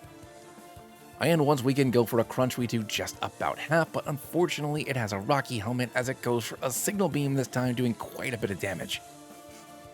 Assuming another Signal Beam, we're going to swap out into Baxter as it does indeed go for that Signal Beam, which we can resist. And then we fire off a Signal Beam of our own, getting this thing down way into the red as it goes for another Signal Beam for some reason, and then heals up with another Hyper Potion. And now we're going to go for another Signal Beam, doing just over 50%, and with one more, we take it down and we defeat our girlfriend. And as we're having a loving heart-to-heart, Melia gets pickpocketed by a random street urchin. How dare that little peasant! And after chasing this little girl to this decrepit part of the city, we run into Chrysanto, who it turns out hasn't been robbed. He plans on donating all the money he has to the orphanage because he's pretty sure he's probably gonna die. And this is when Melia identifies the terrorist that stole all her stuff. But wait, just behind her, who we didn't see because the camera wasn't quite there yet, Alka, with her hair billowing in the wind, her shirt nearly unfurling. You can feel the tension in the air. And this is going to be where Alka tells us her deep, dark, super secret backstory and explains her entire character and motivations. You see, this was her first home. She grew up in this orphanage. But before she dives into that super sad backstory, she leaves us with one final warning. Leave the city. Because she likes us and thinks that we're swell and doesn't want anything bad to happen to us. But now that we've been thoroughly warmed, Alka is going to dive deep into the past. When she was a little girl, Melia's grandfather put down a revolt in this neighborhood violently. After putting down the revolt, no help was sent to this part of the city, and Alka laid under that broken beam. The only one to ever come help Alka was this tiny little imp, who will eventually become her great big Grimmsnarl. And after saving her, Alka vowed to make sure that no one would ever suffer as she would before. No one would die anymore. But the only way to make that a reality is to make sure that nobody else is born. So that's why she turned to Lento, to make sure everybody could become a vampire. And no one is going to stop her dream of shining, magnificent vampiric glory. Melia asks Alka if she realizes what she's doing. She's becoming the very thing that she swore to destroy. She turns back to us with a single tear in her eye. She knows, but she knows it's for the good of everyone. And it's too late to turn back now. Melia then lets us know she's going to head over to the palace to warn her father and Mustache Merlot about the incoming revolution, which they probably should already be ready for. And Chrysanto and I need to figure out what we're going to do to infiltrate the palace with Mira to try to find King Malvo's super secret vault full of probably evil stuff. So we meet up with Mira over in the cathedral where he lets us know in on his super secret plan to infiltrate. We're gonna dress up like musketeers and just walk in the front door. And I was really hoping for something a little bit more subtle than that, but Mira's the professional here, not me, so let's go steal some guard uniforms and make our way over to the palace. After infiltrating the palace, Mustache Merlot approaches the three of us, and just proving that Clark Kent is the perfect disguise for Superman. People only see what they want to see, and all he sees are the three most radiant musketeers he's ever seen. And just as we finish solving the mysteries of the palace to unlock King Malvo's secret vault, the revolution has come to Lumios's palace. And it looks like we have no choice but to head to the throne room and defend the king. After regrouping in the throne room with all of our friends who don't quite realize who we are, King Aster asks how serious the situation is of Mustache Merlot, and he lets him know that everything is totally fine, and we all reveal ourselves, much to the surprise of Mustache Merlot, a man who's known us this entire time. Grisanto lets the king know that even though he supports the general idea of revolution, Team Azoth is bad news, baby, and we gotta get rid of these guys, and then we can figure out something peaceful afterwards, to which King Aster agrees.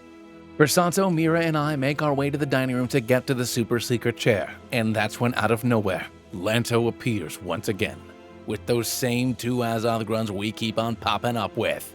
Because as if he would miss such a glorious moment for him and his revolution. But you aren't dealing with the average Lanto anymore. He's ascended, trained by Master Alka. He has become a Pokémon master, and he's not holding back anymore. But to be fair, dude, you didn't hold back the first time. I whipped your butt. Lanto starts off with Frostlass, and we send in Sneak. The Frostlass is going to fire off an Ice Beam and actually manages to freeze us, which is super frustrating, and we can go for a crunch, grabbing a crit and the KO. But I forgot that freeze in this game is actually Frostbite from the Legends games, so my special attack is down, and anywho, Lopunny's up next. So I'm going to swap Sneak out, sending in Specky as she goes for a Play Rough this time, and it does a decent amount of damage to us. On the following turn, I'm going to go for a Confuse Ray, so hopefully the Lopunny will punch itself in the face, and it does. I'm going to swap out again, this time sending in Porkins as it goes ahead slapping itself once again. And unfortunately the third time is not the charm as it goes for a Flying Boosted Acrobatics doing a decent amount of damage to us, and I can let out a Strange Steam getting it down into the red. And on the following turn, Lanto is going to heal up with a Max Potion so we can let out some more steam doing about a third until we get hit with another Play Rough, and then we can throw some more steam at it. Lanto is then going to heal up again because he's just like a dirty cheater if we're being real about this entire thing. But then he's going to swap out, sending in his Gardevoir. So, assuming a Psychic move, we're going to swap out again, sending in Sneak. And I call it as she tries to go for a Psyshock. And on the following turn, we outspeed, going for a Poison Fang and picking up the KO on Gardevoir. Lopunny comes back in. And I thought I would outspeed, but I don't. And Sneak, who's been with us since the beginning, goes down, but so does the Lopunny. So we're going to send in Hydra as his Perugly comes in. And it's going to outspeed us, going for a Body Slam, doing some good damage, and we're going to go for a Dragon Dance. And now at +1, we're going to go for a Dragon Claw, getting it down pretty low, and with the Parental Bond, we managed to pick up the KO. Which is going to lead into his final Pokemon, Lilligant. And outspeeding, going for a super effective Poison Jab is enough to take down the Lilligant, and I am so sorry, Sneak. You've made it so deep into the game. But even in defeat, Lanto will not go quietly. And he draws a literal dagger. Do you want me to start with you, Grisanto? You talk too much. Let's see which part of your body I can cut off first. And then, with a dash to Grisanto, he grabs Lanto's knife hand. Because Lanto was right. Grisanto does have an athletic constitution. And just decks this dude, knocking him out in one shot. And now let's go sit in that weird chair. And to fill out the last spot in our party before facing off against the Elite Four, we're going to evolve Mamoru into a Roserade. And after exploring a little bit, we find a chamber with barrels of Eternal Tree Sap, with an ominous door in front of us. And this is where we see the second weirdest thing today, a talking Pokemon. The Dusknoir asks if we would like to know the deepest and darkest secrets of King Malvo. If we do, all we have to do is complete the royal trial and defeat the 4 High Knights that defended the king. And now it's time for us to take on Lady Drakena for our first 4 Knight. Togekiss comes in first, and we send in Hydra. And I'm hoping that I can bait this thing into using Draining Kiss for neutral damage as it goes for a Flamethrower, which is even better. My plan here is to get a couple of Dragon Dances up, and then hopefully just sweep through the entirety of the team as I get knocked down pretty low. But now that I'm at +3 with Parental Bond, I should be able to take out each and every one of her Pokemon with Togekiss going down in 1. When Snorlax comes in, we're going to go for a Dragon Claw, and I don't even need the second hit to take it out. Which, when Glasgow comes in, should be the exact same thing, but no, apparently it has higher defense than Snorlax. Garganacle's up next, and going for 2 Dragon Claws, we can take it down. When our final Pokemon, Breloom, comes in, once again, going for a double Dragon Claw, takes it out, and we sweep Drakena. But this is also when she's going to give some insight into why we're in this situation in the first place. You see, 500 years ago, it was their goal to capture the legendary Pokemon of the Eternal Tree. Legend had it that Xerneas, Yveltal, and Zygarde all resided here, and King Malvo wanted to capture at least one of those Pokemon. But all his knights were able to recover was this thing. Whatever that is. And this is where this random Pokemon showed its true power, to transform into a human. The most beautiful and androgynous human you've ever seen. The king decided to take this man back to the palace as a prisoner and get to the bottom of exactly who or what it is. And now it's time for us to take on Narciso and his illusory Pokemon. First he sends in a Gengar, but we all know it's a dirty Zodic trick as it goes for a flamethrower. So I'm going to shoot some steam at it, doing some pretty massive damage and dispelling the illusion. Fortunately for me, this thing is confused, but unfortunately for me, it breaks through, going for a Dark Pulse, doing a decent amount of damage, but one more Strange Beam takes it down. And next out comes his Toadstacruel, who I always forget that he has as he goes for a Giga Drain, and he does barely any damage to us, and we're going to go for an Incinerate on him. And unfortunately, this thing's holding a red card, and it throws Petal out. Which I guess is fine for me as it goes down in layers some Toxic Spikes, and I'm going to go for an Apple Acid, doing some good damage and lowering its special defense. The Toadstacruel then goes for an Earth Power, doing a little damage to us, and one more Apple Acid can take it down. Next out comes Typhlosion, who I'm like super weak to, so we're going to swap out, sending in Hydra, as it goes for a Flamethrower on us. On the following turn, it's going to go for a Confuse Ray, which is incredibly frustrating because I really want to get off this Dragon Dance and just sweep through this team, but we can break through on the first turn. But after we slap ourselves in the face, it's going to go for a Calm Mind, which should buy us a little bit more time. On the following turn, we break through the confusion, going for a Night Slash, and since we get 2 hits in on this thing, we should be able to take it out, no problem. Next out's going to come is Real Gengar. And we managed to break through on the Gengar as well, scoring a massive hit with a Night Slash, KOing it, but it did disable our Night Slash now. But honestly, that's fine because Clefable is his last Pokemon. And no longer confused, we can go for a double Poison Jab, absolutely decimating this thing. And we defeat Narciso, who is now going to reveal even more secrets about King Malvo. Once the prisoner was back at the palace, King Malvo demanded to know exactly who and what this creature was. The man reveals his name to be Ori. But what exactly he is far too complicated for us to understand. But he is from a race called United. In other words, there was a time before Pokemon and humans were separated into 2 different species. A long time ago, the United came to this planet. And while traveling across it far and wide, they could adapt into 2 different forms. A form that we would call human, and a form that we would call Pokemon. But after time had passed, the United eventually had to choose. Did they want to become a human permanently or remain a Pokemon? And as time went on, the world became the way that we know it today. Only some high-ranking individuals were allowed to remain united. And there are so very few of them left. And now it's time for us to take on Queen Malva as our 3rd High Knight, who starts off with Zangoose. It's going to go for a Swords Dance on the first turn as I go for a Quiver Dance. And on the following turn, I'm going to go for a second Quiver Dance as it then goes for a Facade. I'm not sure why its Toxic Orb didn't activate, but a Bug Buzz takes it out. Out next comes Chandelure. And going for a Psychic, we can get it down super low before I get knocked down to just 7 HP and then take it down. Next out comes Alakazam. And we're going to go for a super effective +2 Buzz Bugs and take it down, no issues. Once Haxorus comes in, I'm going to risk it going for another Bug Buzz, and it is still enough to take it out, which is awesome as Drapion comes in as our final Pokemon. And going for a +2 Air Slash, it's not quite enough before Baxter goes down. So we're going to send in Petal, and when the Drapion goes for a Swords Dance, we can go for an Earth Power, finishing it off, and we defeat Queen Malva. King Malvo once asked Ori what exactly the Eternal Tree was, and what is the source of its power. To us, the Eternal Tree may look like, well, a tree, but it's actually a spaceship, and it's powered by an energy artifact capable of modifying the laws of reality. When they first landed here, they used it to establish basic laws of the planet, from nature to the cycle of life and death, and he is actually the one who built the artifact in the first place. King Malvo then demands that Ori write down the exact formula for how to recreate that energy source. Ori knows that this type of technology wouldn't be something that humans would be able to understand for at least 500 years. So of course he'll write it down, because that sounds hilarious.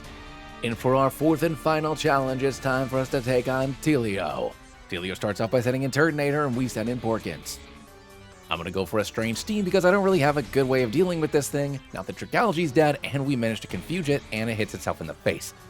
Going for another Strange Steam, we're going to get it knocked down pretty low as it goes ahead and smacks itself once again. And now we're going to try to finish it off with a Stab Sludge Bomb, and we do manage to connect, scoring the KO. Next out comes Sylveon, who's going to go for a Shadow Ball right away when it outspeeds us, doing some chip damage, and we're going to unleash a Sludge Bomb, doing about 50%. On the following turn, it's going to go for a Psyshock, doing about 50%, but lucky for me, Porkins has got a big old chunky body. And after it decides to go for a Shadow Ball instead, for some god-awful reason, we managed to score another hit with a Sludge Bomb, taking down Sylveon. Next out comes Cloyster. And I'm going to swap out Porkins, sending in Petal as it goes for a Rock Blast. And after I've taken 5 decent smacks, I'm going to stay in, hoping for a Mega Drain as it goes for an Icicle Spear. And I'm assuming because of the skill link, Petal isn't going to stand a chance, and I'm right. Bye, Petal. Knowing I need to Oko this thing, I'm going to send in Mamoru, who I know will outspeed, unlike Vileplume, and going for a Giga Drain, we can get this thing down to its Focus Sash, which I didn't realize it had. And it too is going to unleash 5 Icicle Spears at me, and I don't know if Mamoru can tank it, and he does, just barely, as another Giga Drain takes down the Cloyster. Bastiodon comes in next, and I'm going to use Mamoru to go for a Synthesis to heal up a bit, because I really don't know what I'm supposed to do here, as it goes for a Rock Slide, doing some chip damage. And with another Synthesis, I can get myself basically back up to full as it tries to go for a Metal Burst. Now from here, I'm going to have to go for a neutral Giga Drain, hoping that I can do enough damage to take it down, but not enough damage that a Metal Burst is going to end up KOing me. And after going for 2 Giga Drains, we get it down just below half as it fires off a Metal Burst, doing a pretty decent hit on us. But it's not doing really any more than what I'm healing, so I should be able to tank it as it goes through a couple more hits, and we can eventually take down the Bastiodon. His final Pokemon, Ferrothorn, comes in, and I'm going to keep Mamoru in just for a bit to try to scout things out as I go for a Synthesis and he goes for a Gyro Ball. And in an absolutely crappy spot, I'm going to swap into Porkins again, who can tank a Power Whip, no problem. And going for a quad effective Incinerate, it still only does 50% because Porkins is not good at hitting things. Because he has no hands and only 3 mouths. Wait, 2 mouths. You know what I mean. Anyways, the second one takes it down. And we defeat our 4th and final High Knight, but we still have 2 more battles to go with only 4 Pokemon. And with the defeat of the 4th and final High Knight, we take one more look into the past. Ori at this point has been in the palace for years, and he's growing tired of being held captive. Ori comments on how the King's alchemists still haven't been able to figure out the formula because humanity isn't ready yet. And after spending so much time amongst humanity, he thinks that when he gets back to the Eternal Tree, he'll make a couple of adjustments to the laws of reality. Because what exactly has humanity contributed to this world besides death and destruction? So we might as well wipe the slate clean. If he regrets it, he can always make more humans. And that's when King Malvo strikes, for the sake of all of humanity. But Malvo did not account for one thing. Ori isn't your average elven god / Pokemon. And he will have his revenge. And with the 4 High Knights defeated, a 5th room is revealed. And in it is a tome containing the formula for the power source of the Eternal Tree, what Ori had left King Malvo over 500 years ago. And with that, we pick up the Ultimate Weapon Project. When we get back outside, Crisanto and Mira ask us what we've been able to discover, and before I get time to answer, in comes Alka, who even without the talisman has found a way to enter this sacred upside-down world. So we need to come up with a plan, and fast. There's no way that we can physically overpower Alka or her Pokemon, but what we do have is a bunch of pots of tree sap. As Alka descends the stairs and approaches us, the mighty Rotomare blowing her hair in the wind. She states that she has no intention of fighting us, Just simply hand over what we've discovered, and she'll be on her way. But when we refuse to give up the tome, she orders her Grimmsnarl to use Dark Pulse on all of us. And that's when Wigglytuff uses Mega Kick on the tree sap, covering Alka and her Grimmsnarl. And now that she's infected with the Decrepit State, we can make our escape. Back in the real world, we meet back up with Melia and her Floette. But before she has time to explain what's going on, this random rebel comes in with this Octillery, who declares it use Octazooka, which makes us drop the super special book. But the Floette goes for a Moonblast, dispatching both the human and the Pokemon. No problem, but we didn't realize that we dropped the super special book. And that's why there's gonna be a part 2 of this game. And after we get back to the throne room, the worst thing that has yet to come to pass. Mustache Merlot has fallen.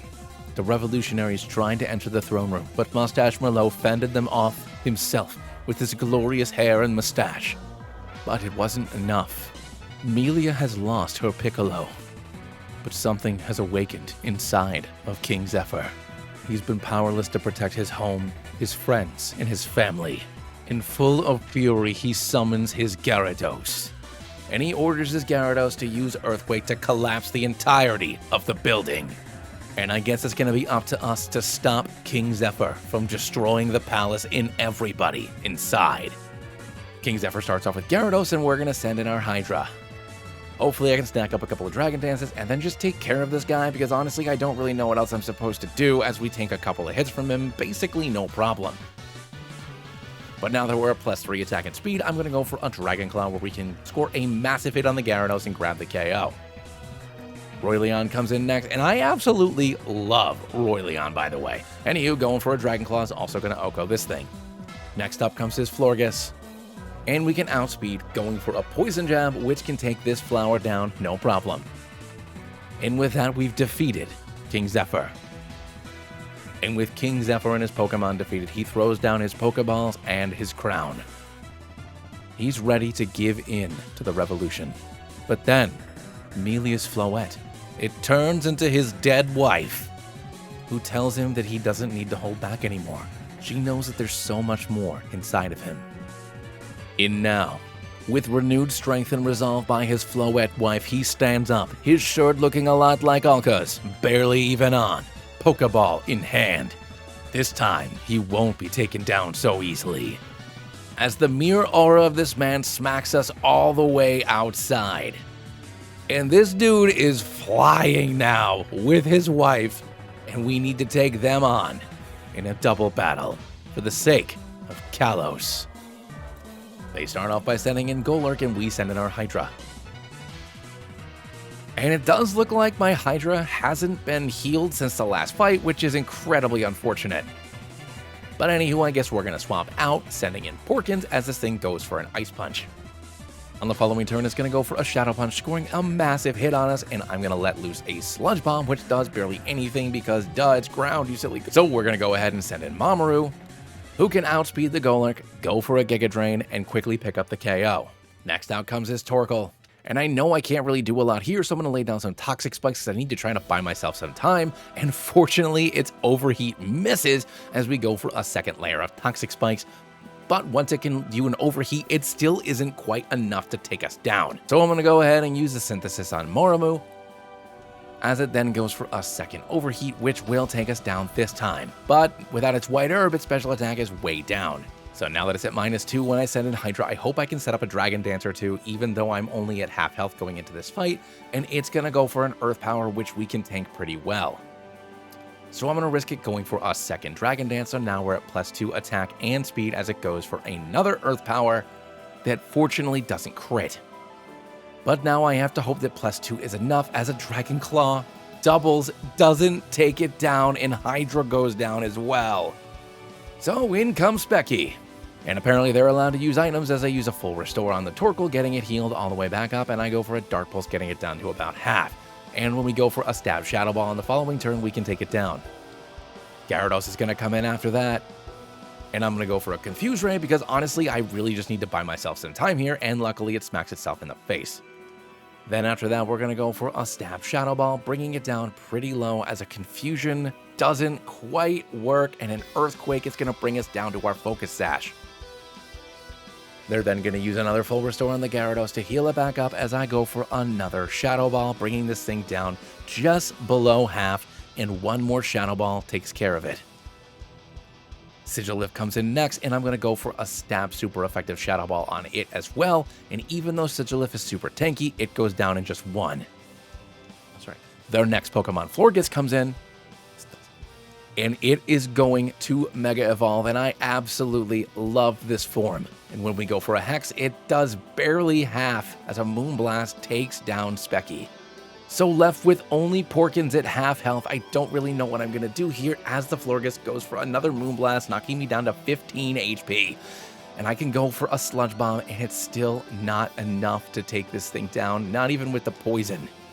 And after swapping out Florges and sending in Royleon for reasons I don't really know why, Porkins is going to go for a Sludge Bomb on the Royleon, getting it down to about half. Unfortunately, it goes for a Focus Blast, which it misses. So going for another Sludge Bomb is going to allow us to take down the Royleon after the poison does its thing. With Florges coming back in, all I need to do is stay up for one hit and we win. And it scores a crit, KOing Porkins. Ending our poison-only run literally right there.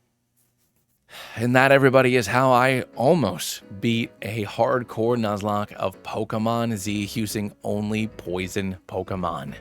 I thought that this run would be a little bit easier considering how many poison types are in the game, but there are a lot of ground in psychic types in this game. I seriously made a mistake doing this as my first mono run. But if you made it this far into the video and you're still not subscribed, then you should definitely hit that button. And if you want to see how this story resolves, as well as the amazing post-game setup for the part 2, you should go check out my other Pokemon Z run, where I actually managed to beat this fight. But anywho, let me know what other fan games you'd like to see in the future, and what other mono runs you'd like to see of Pokemon Z. There's a handful of them built into the game, and I plan on making my way through all of them at some point. So let me know in the comments down below. But anywho, I'll catch you all in the next video. See you later.